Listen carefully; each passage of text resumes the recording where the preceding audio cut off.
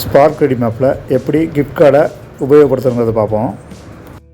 உங்கள் நண்பர்கள் அனுப்பிய ஸ்பார்க் ரெடிமோட கிஃப்ட் கார்டை உங்கள் மொபைலில் சேவ் பண்ணிக்கிறணும். மெயின் பேஜில் கீழே நடுவில் ஸ்கேனர் இருக்கும், அதை கிளிக் பண்ணணும். இதில் எல்லோ கலரில் இப்படி ஒரு கோடு ஓடிட்டு இருக்கும், இதை டச் பண்ணணும். கேமரா ஆன் ஆகிரும். இதில் கீழே காப்பி சிம்பிள் இருக்கும், அதை டச் பண்ணணும். உங்கள் மொபைலோட கேலரி ஓப்பன் ஆகும். அதில் நீங்கள் சேவ் பண்ண QR கோடை டச் பண்ணணும். அந்த கிஃப்ட் கார்டில் இருக்கிற அமௌண்ட் வந்து உங்கள் கேஷ் வேலெட்டில் ஆட் ஆகிரும். நீங்கள் ஜிவியத்தில் வாங்குகிற பொருளுக்கு ஸ்பார்க் ரெடி மூலம் எப்படி அமௌண்ட் அனுப்புறதுங்கிறத பார்ப்போம். ஸ்பார்க் ரெடிமில் ஹோம் பேஜில் பாக்ஸாக இருக்கும். இதில் ரெண்டாவதாக நியர்பை ஸ்டோர்னு இருக்கும், அதை கிளிக் பண்ணணும். இதில் நியர்பையாக இருக்க நிறையா கடைகள் வந்து ஷோ ஆகும்.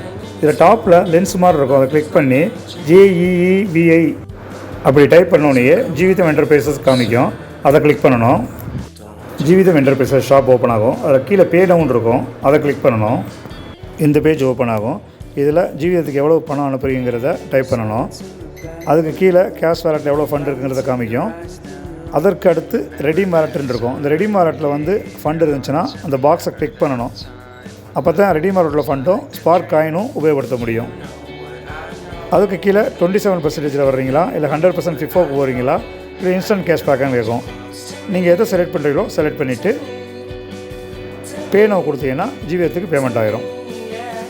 ஸ்பார்க் ரெடிமோட கோல்டு மெம்பர்ஷிப்பில் ஜாயின் பண்ணுறது எப்படிங்கிறத பார்ப்போம். ஸ்பார்க் ரெடிமோட ஹோம் பேஜில் டாப்பில் ப்ரொஃபைல் பிக்சர் இருக்கும், ஸ்டேட்டஸ் கீழே இருக்கும், அதை கிளிக் பண்ணணும். இந்த பேஜ் ஓப்பன் ஆகும். இதில் ஜாயின் கோல்டு மெம்பர்ஷிப்னு இருக்கும், அதை கிளிக் பண்ணணும்.